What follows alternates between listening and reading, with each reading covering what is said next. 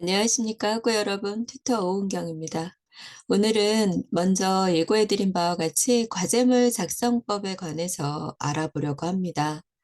과제물 작성법에 대해서 많은 학우님들이 궁금해하고 계신데요.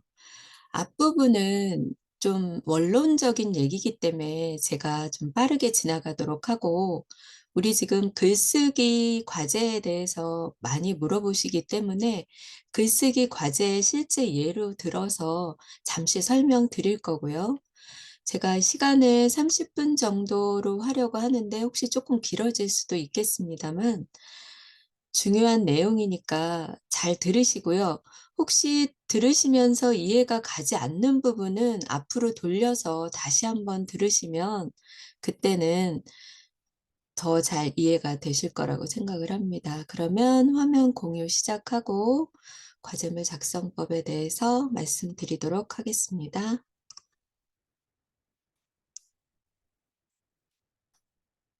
자, 과제물 작성법. 오늘 제가 지금 녹화하고 있고요. 과제물 제출 기한 튜터 사이트 공지사항 17번에 제가 안내 이미 드렸습니다. 제출 기한 공지되었는데요. 4월 1일 09시부터 4월 12일 18시까지입니다.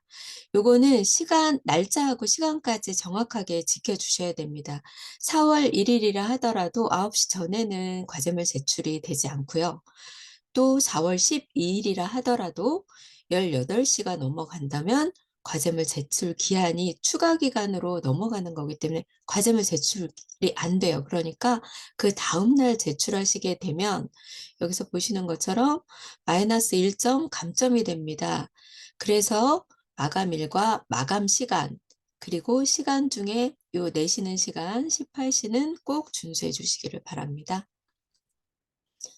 과제물 작성 3단계 빠르게 보겠습니다. 첫 번째 주제 파악, 두 번째 자료 찾기, 모으기, 모았으면 취사 선택.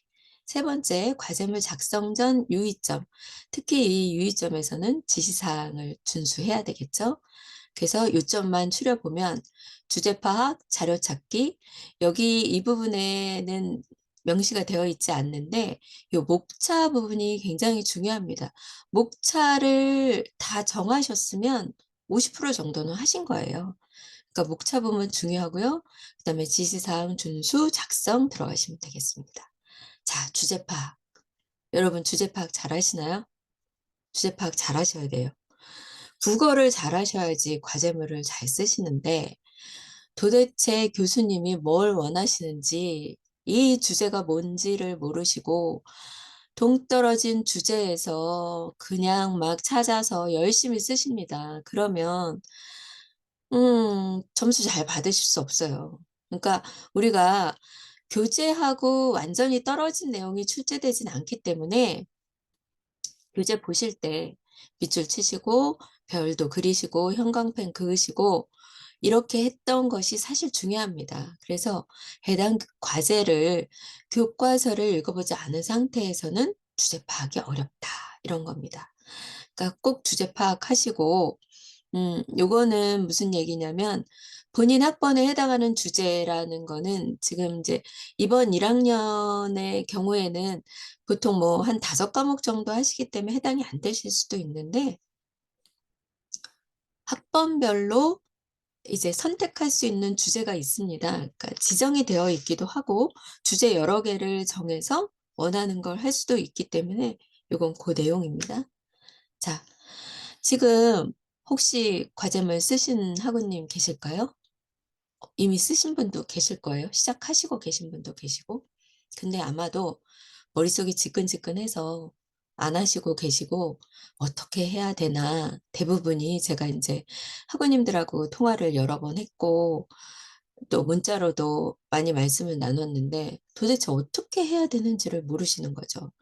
그러니까 과제물 작성하려면 일단 교과서 가져오면 되죠. 그게 1번입니다.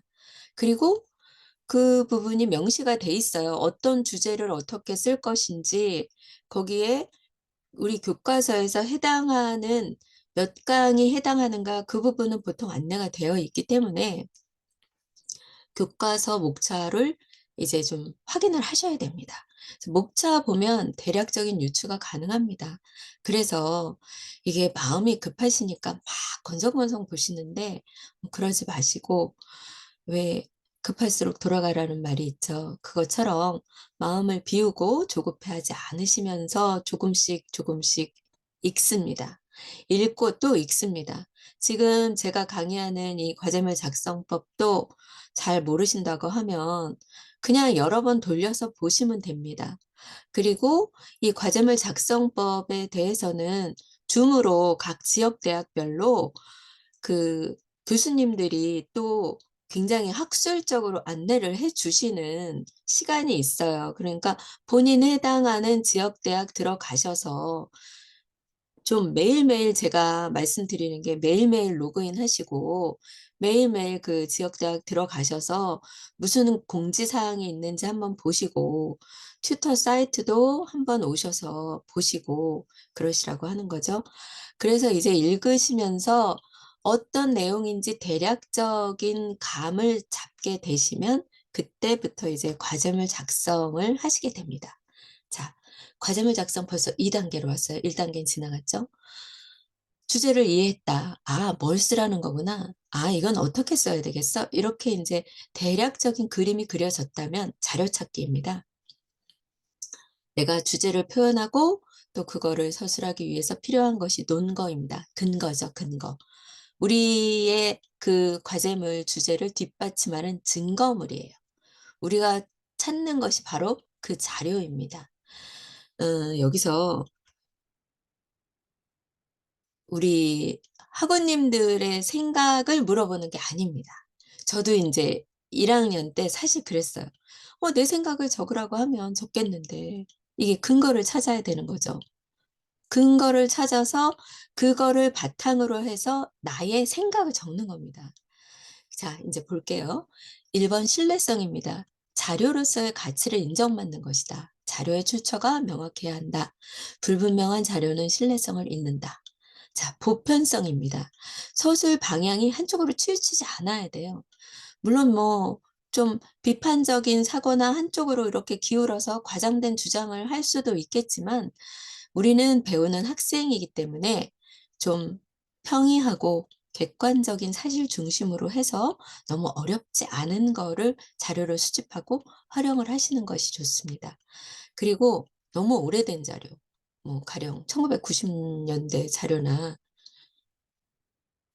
이런 거는 조금, 이건 오타가 났네요. 24년인데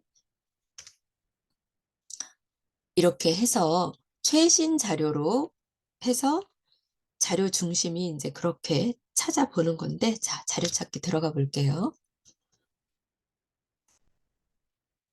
자료 찾기. 문헌 자료 중심이어야 합니다. 우리가 원하는 거는, 우리가 원하는 게 아니라 교수님이 원하시는 거는 우리의 생각도 아니고 돌아다니는 일반적인 자료도 아니고 근거가 명확한, 증거가 정확한 문헌 자료 중심의 신뢰성 있는 자료여야 합니다. 그래서 그런 중심 자료들로 조사하고 수집을 합니다. 그리고 일단은 너무 어려우니까 조금 단행본 중심으로 봅니다.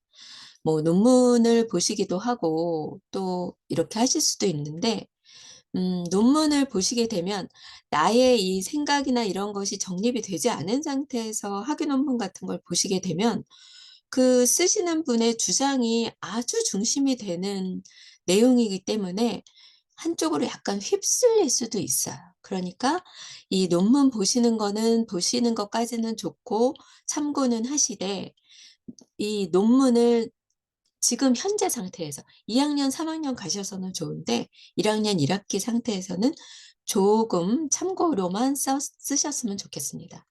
그리고 이 교과서하고 학과에서 제공하는 보충 자료가 있습니다.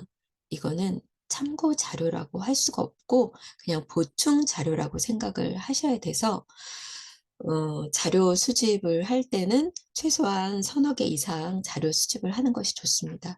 그 다음에 우리 이거 굉장히 조심해야 되는데요. 온라인 자료 이거 많이 쓰시거든요. 근데 이 부분은 뭐 사전이나 뉴스 등은 자료로서 가치가 있습니다만 블로그나 네이버 지식인 또 위키디피아 이런 데서 이렇게 쓰시는 거는 맥락을 잡는 것으로만 활용을 하세요. 이런 거는 자료로서의 가치는 좀 낮기 때문에 지양하는 사항입니다. 그다음에 이거 중요합니다. 제가 빨간 거로 썼는데 이거 상업자료 사셔 가지고 레포트 이름만 바꿔서 내시는 분이 있어요. 실제로 제가 1학년 때 저하고 같이 스터디해서 하시는 분이 실제로 이렇게 하셔서 0점을 받으신 분도 계시고, 또 어떤 분은 이거를 사셔서 조금 짜깁기를 하시고 고치시고 나서 또 10 몇 점의 점수를 받으신 분도 계시는데, 사실 이거 표절보다 더한 겁니다. 그러니까 이거를 모를 것 같지만 여기 보세요. 상업자료 다 대조합니다. 그래서 이거 표절 돌려요. 표절 돌리니까 제발 여러분 이거는 하지 않으시길 바랍니다. 그래서 과제물 작성 4단계 직접 자료를 찾아봅니다. 교과서 읽으시고 교과서 각 주에 우리 참고문헌 나오잖아요. 그거 찾아서 보시고 또 도서관 홈페이지 들어가서 보시면 되고, 또 중앙도서관 가셔서 대출도 하실 수 있는데, 제가 여기서 말씀드리고 싶은 거.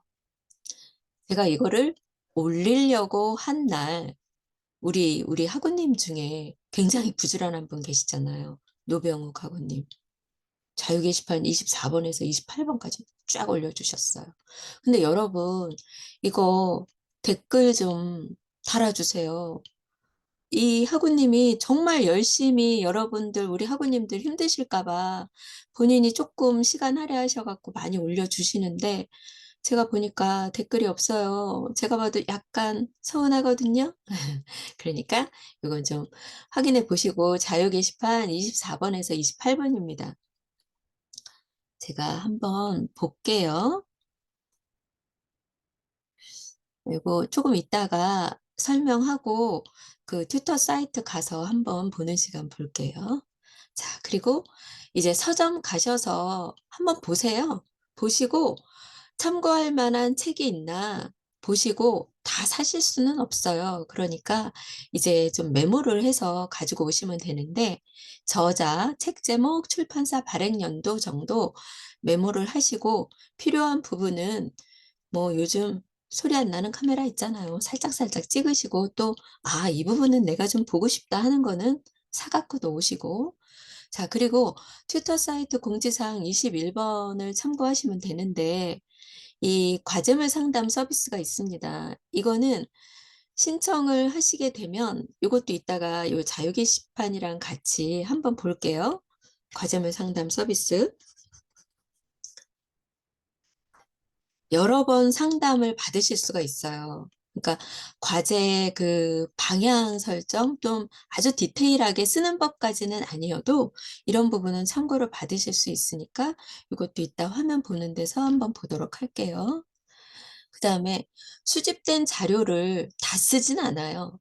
여럿이 모여서 자료를 함께 찾고 동일한 자료를 쓰더라도 과제물 작성은 반드시 다르게 써야 합니다.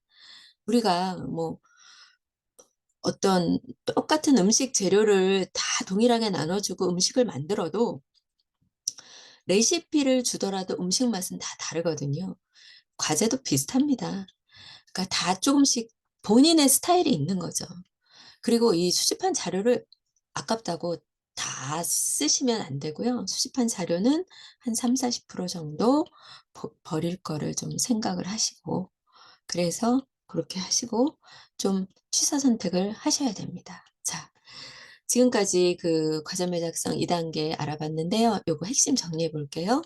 자료 찾기는 과제물의 신뢰성을 높이는 기본 작업이다. 두 번째, 자료 찾기는 작성자의 성실성의 척도이다. 세 번째, 자료 찾기는 자기 학습의 확장이다. 자, 그래서 감히 제가 조언을 한마디 드린다면, 진정한 알미란 스스로 탐구하고 찾으려 노력하는 과정에서 얻어지는 것이라 생각합니다. 알을 위해 정진하는 첫걸음이 과제물이라고 생각하고 즐겁게 자료를 찾으러 나서도록 합시다. 그러니까 뭐 찾고 이러는 거 찾다 보면 굉장히 재밌어요. 재밌고 글을 쓰다 보면 내가 이렇게 글을 잘 쓰는 사람이었나? 스스로한테 감탄도 하실 겁니다.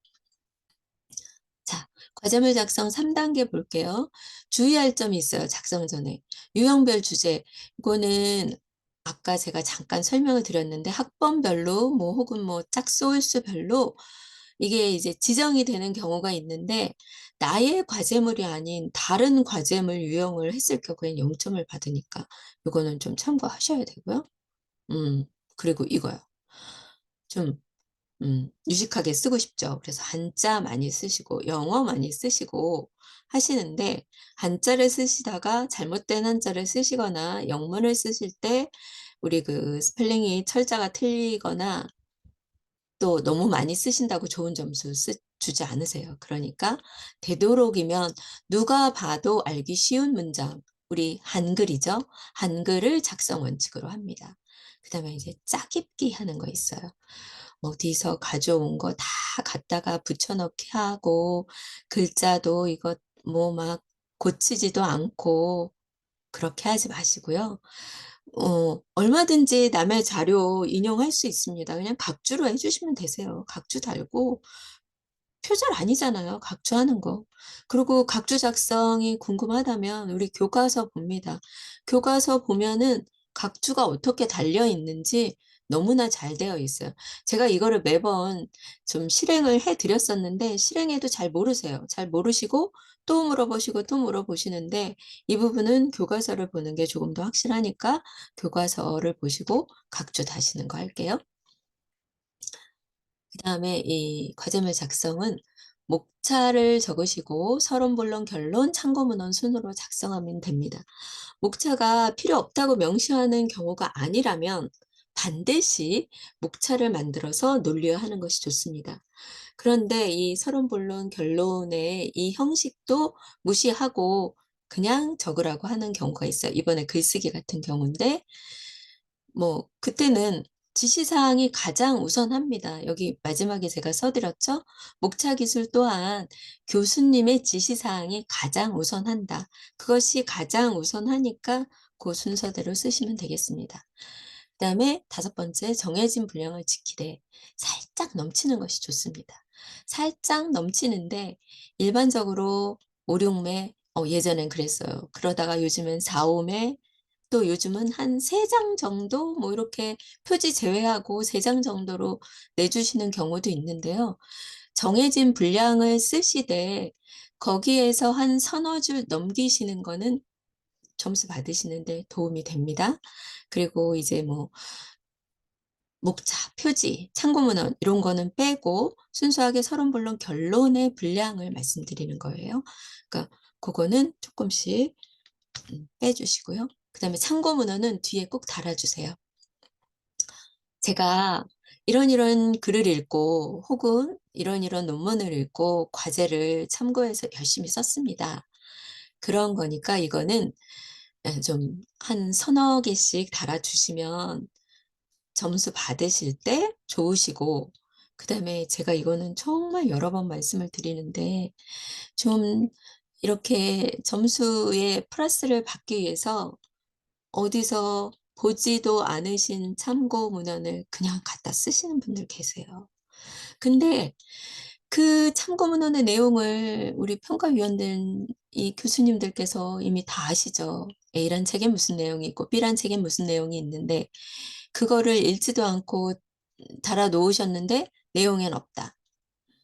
그러면 감점됩니다. 자, 참고문헌 볼게요. 참고문헌 양식이 있는데요. 요거는 뭐 딱히 이 양식만을 고집한다 이런 게 없어요. 학과마다 조금씩 다르고 또 쓰는 분마다 조금씩 다르기 때문에 조금 유연성이 있습니다. 그래서 우리가 쓰는 거는 보통 뭐 뭐 시카고 양식, MLA 양식, APA 양식이 있는데 저희 그 생활과학부 같은 경우는 APA 양식 많이 씁니다. 그러니까 뭐 저자, 출판 연도 제목, 그다음에 정기 간행물일 경우에 그 간행물 이름, 권수나 호수 쓰고 또 쪽수까지 써 주시면 좋은데요. 이 부분은 여기 제가 관련 URL도 안내를 드렸고 아까 교과서 보라고 하셨잖아요. 교과서 보시는 게 가장 확실합니다. 자, 과제물 작성의 구체적인 방법, 글쓰기를 한번 보면서 제가 과제 설명드릴게요. 자, 어디 있을까요? 여기 있습니다. 자, 이번에 생활과학부 1학년에 이 글쓰기가 나와 있는데 여기 과제명이 나와 있습니다. 여기는 1번, 2번, 3번 해서 각각 10점씩으로 나와 있어요. 그리고 여기에 이제 지시사항 한번 볼게요. 작성 서식, 분량, 제출 방법, 보조 파일 사용 여부 등 기술 이렇게 되어 있는데 한글 파일이나 보통 한글 파일 많이 쓰시죠? MS 워드 파일 모두 가능하다 하셨으니까 자유롭게 쓰시면 되고 글자 크기, 폰트는 10이에요. 10.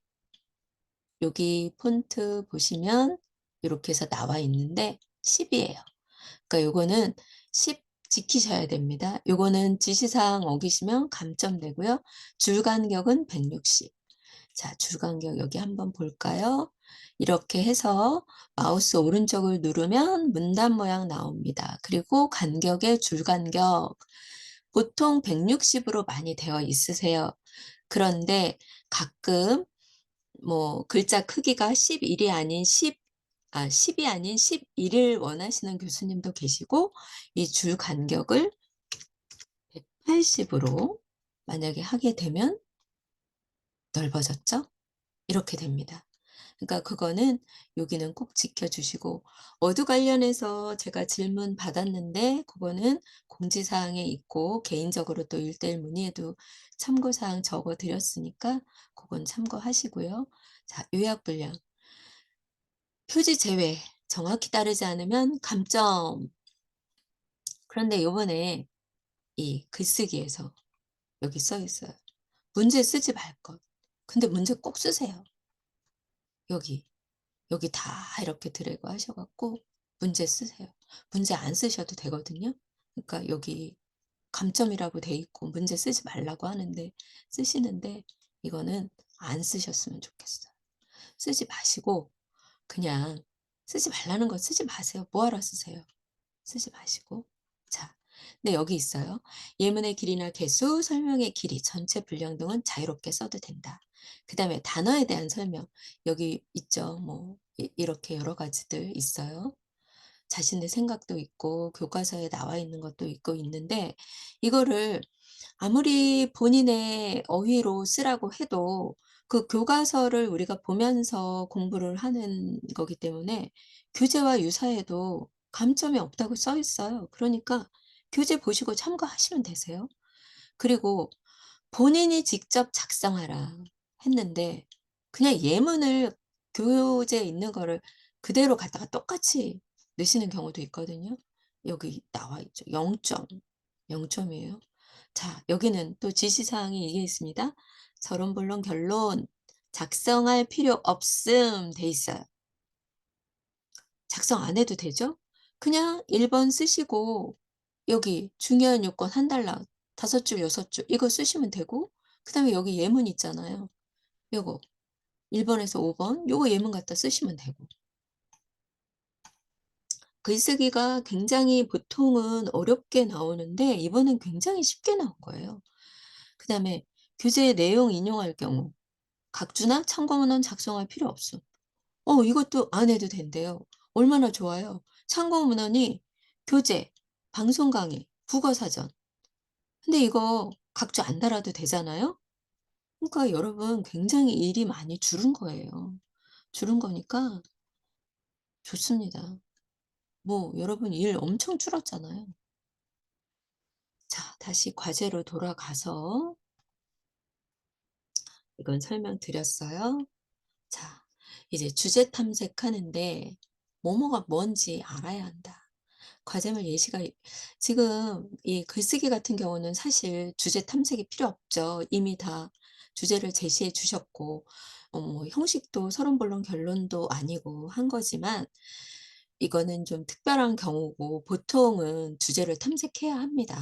그리고 아까 제가 말씀드렸던 거 본인에 해당하는 그 과제를 하셔야 점수를 받으시는데 학번으로 뒤에 뭐 1, 2, 3, 4, 5, 6, 7로 나누시기도 하고 홀수 짝수로 나눠서 과제를 주시기도 해요.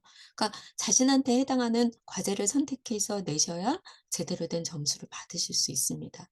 그래서 이 부분은 제가 좀 빠르게 넘어갈게요. 오늘 요번에는 글쓰기를 하시는 분이 많으시고 보통 과제 하나 하시는 분이 지금 여러 분 계시기 때문에 2개 이상 하신다 하면은 여기서 조금 본인 나름대로 시간을 투자하셔서 보시면 되겠습니다. 그다음에 아까 말씀드린 목차예요. 목차는 서론, 본론, 결론, 참고 문헌 뭐 요렇게 여러 가지 한 4 가지 형태를 제가 보여 드렸는데 요런 식으로 해서 쓰시면 되고 목차를 쓰시게 되면 이미 주제 파악이 끝났고 이미 얼개가 다 만들어졌기 때문에 50% 이상은 된 거예요. 여기 제목에다가 쭉쭉쭉 글 넣으시면 되거든요. 요거는 이제 해 보시면 알 텐데 요번에 글쓰기만 있는 학우님들 같은 경우는 요거 올려 드린 거 다음 학기에 다시 한번 보세요. 유튜브 찾아 들어가서 보시면 되니까 좀 보시고요. 자, 목차 작성의 예를 가장 잘 볼 수 있는 것이 책의 목차이다. 우리 교재 보시면 굉장히 잘 돼 있습니다. 학습 목표, 또 학습에 대한 개요, 목차 이런 게 잘 되어 있는데 그거 안 보세요. 그런데 가장 중요한 것이 그 본문 들어가기 전에 그 부분이에요. 목차하고 목표, 학습의 개요. 그거 보시면 이미 여기서 무슨 내용을 쓸 것인지 머릿속에 그려지는 거기 때문에 이 목차가 과제물 쓸 때 목차가 교재의 목차만큼의 역할을 하는 거기 때문에 굉장히 중요합니다. 여기 나와 있죠. 목차 구성이 잘 되면 과제물 작성의 절반은 성공이다. 이것이 핵심이다. 이 평가위원 우리 교수님들께서 처음에 보실 때 뭐 보실 것 같으세요? 본문 보실 것 같으세요? 처음에 목차 한번 쭉 훑어보세요. 그게 첫인상이거든요. 우리 첫인상이 좋아야 그다음에도 점점 더 좋아지잖아요. 그래서 좋은 목차에 성실한 작성이 뒤따르면 만점이죠. 근데 어쨌든 첫인상이 목차이기 때문에 목차 부분을 신경 써서 적으시라. 그다음에 이제 목적을 분명히 해야 합니다. 소설을 쓰는 게 아니라 수필을 쓰는 게 아니라 본인의 감성은 빼야 돼요. 그러니까 우리 뭐 교수님들이 많이 말씀하시는 "소설이 아니라 아카데믹하게 써라." 이렇게 많이 말씀하시거든요. "학문적 글쓰기를 해라." 물론 감수성 예민하신 분들 많습니다. 저도 뭐 1 학년 때 그런 글을 쓰기도 해서 조금 감점도 당해 보기도 하고 했는데 그거는 학문적인 글쓰기가 아닙니다. 그리고 만약에 그래도 쓰다가 본인 생각 중심으로 됐다 그러면 그것을 뒷받침할 수 있는 근거 자료, 논거, 아까 그 증거물 있죠? 그 이론서나 참고 자료를 이용해서 논거를 세우면 된다. 뭐 이럴 수도 있죠. 내가 생각하는 부분에 대해서 어느 유명한 학자도 이런 거를 말씀을 하셨다 해서 쓰시면 됩니다. 이건 뭐 근데 굳이 이렇게까지 안 하시는 거를 저는 권장합니다. 그다음에 설명하시오, 서술하시오, 작성하시오 등은 모두 논리적인 글쓰기다. 그래서 개인적인 감상을 쓰지 않는 것이 좋다. 그래서 어떤 과제물이라도 참고 자료를 찾는 것은 기본 중에 기본이다. 말씀드립니다. 자, 글 제목과 목차, 본글의 순서대로 작성을 하는데 만약에 쓰시다가 표지도 없고 그러니까 겉표지가 없는 거죠. 목차도 없고 그냥 바로 본론 들어가서 써요. 그러실 수도 있죠. 있는데 그 부분은 왜 앞에 한번 이렇게 예쁘게 포장을 하면 우리 뭐 선물 같은 것도 풀어볼 때 기분 좋잖아요. 그러니까 그 정도는 예의다 생각하시고 해 주시기 바랍니다. 그다음에 목차는 전체 내용 함축할 수 있도록 작성한다. 맞죠? 이것도 쭉 보세요. 그리고 네. 원고지 작성법의 원칙대로 작성한다. 들여쓰기, 문단 나누기 등은 기본 중에 기본이다. 이거 하나도 안 하고요. 여기 그냥 쭉 쓰시는 분 계세요. 그러면 읽기 너무 힘들어요. 힘드니까 조금 이렇게 단락을 좀 나누어서 쓰시고, 그러니까 제가 제일 강조하는 거는 교과서 보세요. 교과서 보시면 정말 잘 돼 있습니다. 가장 잘 돼 있습니다. 그러니까 아무 페이지나 열어보시면 첫 문장 시작, 문단 구성 또 어떻게 하는 거, 또 한 문장이 한 문단처럼 되는 그런 거는 하지 않으셨으면 좋겠습니다. 그다음에 아이고 안 넘어가네요. 글의 첫 문장, 단락의 첫 문장, 강조하고자 하는 문장은 단문으로 쓴다. 우리 왜 이거를 문단별로 뭐 네다섯 줄씩 쓰지만 그 주제의 핵심적인 내용은 그냥 한 문장으로 단문으로 짧게 써서 단락을 띄워주면, 그러면 그때는 그게 더 강조를 하면서 눈에 들어오기 때문에, 여기도 또 나오죠. 교과서 보시라. 교과서 보시라. 교과서가 괜히 교과서가 아니거든요. 그러니까 여러분 교과서 많이 보시기 바랍니다. 자, 이제 교정은 기본이죠. 맞춤법 띄어쓰기 이거는 잘 하셔야 됩니다. 자, 워드 작성하고 출력해서 읽어보는 거 이거 중요합니다. 인쇄를 한번 하시고 입으로 소리내서 읽어보시면 분명히 껄끄럽게 걸리는 부분이 있어요. 그 조사나 부사 같은 것이 조금 걸리는 부분이 있는데, 그거를 화면으로 볼 때는 잘 보이지 않을 수도 있는데 그 출력을 해서 보게 되면 뭐 오타도 보일 수 있고 잘못된 게 보이니까 그거는 한번 출력해서 보이는 성의는 좀 있으면 좋겠습니다. 그다음에 이제 거의 마지막까지 왔는데요. 나의 생각과 남의 생각을 반드시 구분하라. 표절 의혹에서 벗어나자. 이 과제물은 제 창작물입니다. 본인의 창작물. 세상에 단 하나뿐이 없어요. 똑같은 주제를 주더라도 글 쓰는 사람에 따라서 다른 글이 되고, 그 우리 아까 글쓰기 봤지만 똑같은 거에 주제를 줘서 그거를 교재를 인용해서 써라 하고 말씀을 드려도 쓰는 사람에 따라서 달라지거든요. 그러니까 그 부분은 '아 이거는 나의 창작물이다. 나의 혼이 담긴 나의 창작물이다.' 생각을 하시고 조금 더 좀 정성을 들이시고 또 각주도 다시고 또 너무 많이 또 이렇게 해 가지고 복잡하게 쓰시는 것보다는 간결하게 쓰시는 것이 좋습니다. 그래서 지금 과제물 작성법 이렇게 빠르게 해서 8 번까지 해서 넘어왔는데요. 혹시 이해가 좀 안 되신다 하는 부분은 음 한 번 더 돌려보세요. 그러니까 빠르게 듣기로 해서 배속을 빠르게 듣기로 해서 보시면 좋겠습니다. 그래서 오늘은 일단 과제물 작성하는 거 여기까지 했고요. 아마 여러분들 요즘 많이 피곤하실 거예요. 봄이라 좀 맛있는 음식도 드시고, 요즘 딸기 피로 회복에 좋으니 딸기도 좀 드시고요. 자, 과제물 작성법은 여기까지로 마치기로 하고요. 자, 여기까지 이해되신 분들은 그냥 여기에서 나가셔도 됩니다. 나가셔도 되는데, 제가 요거 끝나고 이후에 그냥 연결을 해서 튜터 사이트 들어가서 그 아까 우리 학우님이 올려주신 부분하고 공지사항하고 다시 한번 보도록 하겠습니다. 수고 많으셨습니다.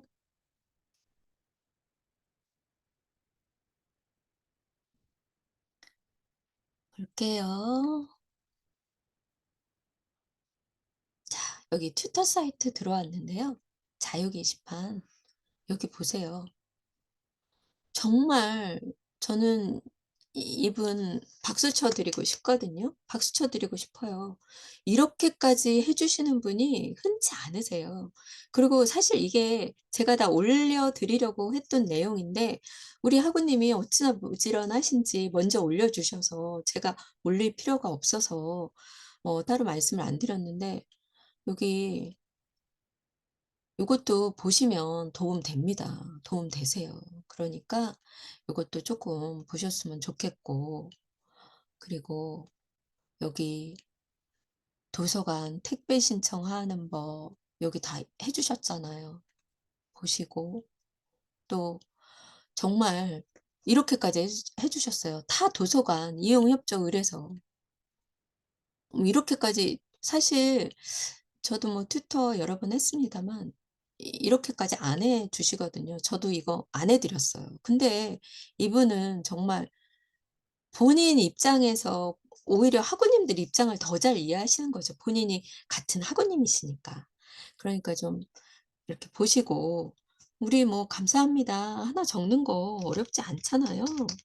그러니까 그냥 좀 너무 감사하잖아요. 정말 감사하거든요. 근데 제가 먼저 달면 학우님들이 조금 그러실까 봐 제가 달지는 않았었는데 좀 달아 주십시오. 우리 아름다운 댓글 선플로 또 우리 또 요 튜터 사이트 우리 방에 계시는 학우님들 재미있게 하실 수 있으니까 그렇게 해서 요 카피킬러까지 해 주셨어요. 그러니까 요것도 좀 보시고 그다음에 공지사항 한번 가 볼게요. 아까 제가 말씀드렸던 자 요거 17 번은 똑같은 거예요. 여기 다 있죠. 제가 이거는 2월 달에 올려 드렸던 거예요. 이제 과제명, 제출하는 방법, 그다음에 한눈으로 보는 작성법, 우수 과제물, 온라인 오프라인 과제물 표시 서식까지 다 붙여 드렸어요. 이거 2월 27일 날 제가 올려 드렸거든요. 그러니까 이 부분은 좀 보세요. 제가 좀 보셨으면 좋겠어요. 그리고 여기 들어오셔서 보셨대요. 보셨는데 없다고 하세요. 있거든요. 있으니까 좀 봐 주세요. 저도 신경 써서 올리는 겁니다. 그리고 특히 이 윗부분에 제가 이렇게 올려 드리는 거는 반드시 보셔야 될 거예요. 반드시 보셔야 되니까 좀 보시고요. 여기 튜터 상담 가능 시간 좀 봐 주세요. 어떤 분은 새벽 1 시에도 문자 보내세요. 밤 11 시에도 전화하시는 분 계시는데 그렇게 되면 제가 전화 받아드릴 수가 없어요. 튜터 상담 이용 가능 시간 10 시부터 17 시까지고요. 제가 평일에도 다른 곳에 강의를 나갈 수 있기 때문에 전화를 놓치는 수가 있어요. 그렇지만 부재중 전화가 왔거나 문자를 주시면 제가 문자로 답을 해 드리거나 다시 전화를 드리거나 해서 반드시 학우님께 연락드립니다. 그리고 긴급한 내용은 문자에 긴급이라고 표시해 주시면 제가 답변을 드리던 아니면 전화 요청하시면 전화를 드리던 그렇게 해서 반드시 해 드립니다. 그리고 학우님들 질문 사항이 이 튜터의 일도 온라인에서 하는 것이 일단은 기본이거든요. 그래서 튜터 사이트가 가장 우선합니다. 그러니까 1:1 상담에다 올려주시면 특별한 일이 없는 한 제가 그다음 날 안으로 답변을 달아 드립니다. 그러니까 그렇게 해서 해 주시기를 부탁드릴게요. 그리고 지금 이 우리 쪼끔 연세가 있으신 분들은 사실 이 홈페이지 들어가서 보시는 게 굉장히 어색하신가 봐요. 어색하셔서 이걸 잘 못 들어가시는데요. 제가 여기 열어 놨는데 지금 제가 볼 수 있는 튜터가 학생화면 볼 수 있는 예시입니다. 이게 나의 정보 들어가시면 바로 옆에 나의 학습 종합 정보 여기 보이시죠? 이게 뜹니다. 그러면 수강 교과목 정보 해서 본인이 이제 수강 신청되어 있는 교과목이 뜨고요. 옆에 보시면 출석 수업이 뜹니다. 지금 우리 학우님들이 가장 많이 하셔야 될 거 출석 수업이거든요. 오늘 제가 어떤 분한테 전화를 받았는데 출석 수업을 안 하셨대요. 안 하셨는데 과제가 올라와 있어서 과제를 어떻게 해야 되냐고 물으셨어요. "과제 하실 수 있어요?" 과제 못 하세요. 출석 수업 참여를 안 하셨는데 과제를 어떻게 하세요? 그러면 이제 다른 지역 대학 출석 수업을 신청을 해서 하시거나 뭐 구제 방법은 여러 방법이 있습니다만 근데 인제 이분 같은 경우는 어떻게 되신 거냐면 본인 출석 수업은 3월 말경에 되어 있으신데 그거 확인 안 하시고 예 공지사항 보다 보니까 "과제를 해라." 그래서 이걸 어떻게 해야 되지?" 하고 물어보신 거예요. 그러실 수 있어요 충분히. 그렇지만 본인 출석 수업을 하셔야 그 해당하는 과제를 하실 수 있는 거고요.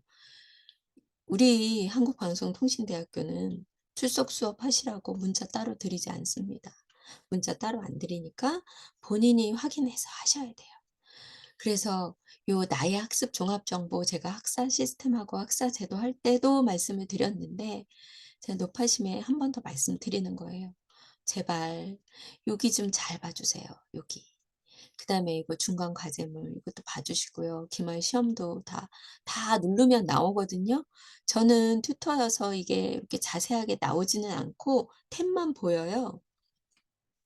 그러니까 우리 학우님들은 눌러서 그러니까 최소한 하루에 한 번은 확인을 해 주셨으면 좋겠어요.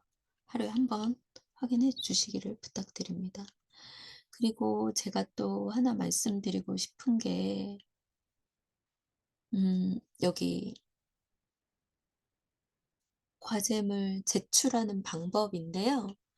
이거는 그 중간 과제물 누르시면 바로 제출하는 거로 들어가실 수가 있는데 그냥 원론적인 거예요. 홈페이지 접속해서 비번 치고 로그인 하시면 여기 수업 시험 들어가시면 중간 과제물 제출이라고 되어 있어요. 보시면. 그러면 여기에 요렇게 해서 제출하기 요쪽에서 누르시면 파일 선택하셔야 되잖아요. 본인이 한글이나 워드로 쓰시고 저장하셨던 파일을 불러오셔서 이쪽에다가 자 이렇게 불러오셔서 이쪽에다가 제출하시고 여기 "확인합니다. 제출 확인." 체크하신 다음에 저장하시면 제출이 되시는데 이거로 끝이 아니에요. 이렇게 했다가 제목만 있는 빈 파일을 내시는 학우님 저 여러 번 봤어요. 그래서 0점 처리되셔서 "어떻게 하냐."고 하시는데 구제 방법 없어요. 없으니까 내신 과제물을 이렇게 미리 보기 하셔서 과연 내가 쓴 게 제대로 올라갔는지 확인하셔야 됩니다. 확인하시고 그다음에 제출 완료가 되면 접수 번호와 제출 날짜까지 이렇게 확인이 됩니다. 그러니까 그것까지 확인하셔야 되고요. 요건 중요한데 과제물 제출을 했는데 다시 보니까 '아 요 부분을 쪼끔 수정하면 완성도가 올라갈 것 같아요.' 그럴 경우 있죠. 수정하셔도 됩니다. 수정하셔서 재제출하셔도 되는데 재제출은 제출 기한이 남아 있을 때 재제출을 하시는 거고요. 제출 기한이 끝났는데 수정하고 싶어요.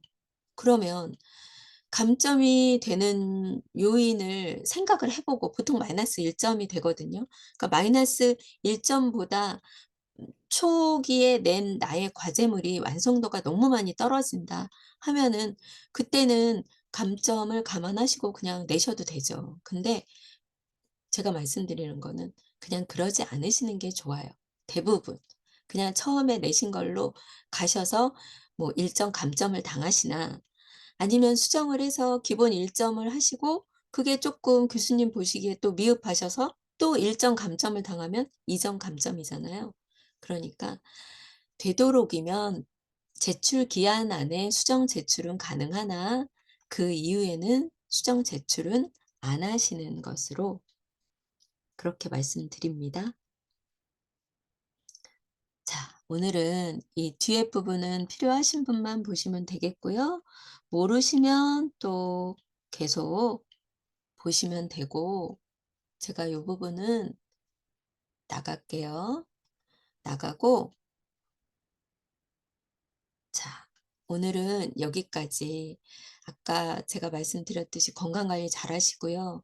지금 이거 강의 들으시면서 조금 불편하신 분도 있을 수 있으세요. 왜 그러냐면 제가 봄에는 좀 강의가 집중되기 때문에 꼭 후두염에 걸려요. 그래서 지금도 사실 목 상태가 좋지 않은 상태에서 학우님들한테 이렇게 말씀을 드리는 거기 때문에 그 점은 조금 양해를 해 주셨으면 좋겠습니다. 자, 오늘은 여기까지 하고요. 다음에 또 어떤 강의를 할지 그 부분은 학우님들과 좀 더 의논을 한 다음에 다음에 찾아뵙도록 하겠습니다. 수고 많으셨습니다. 감사합니다.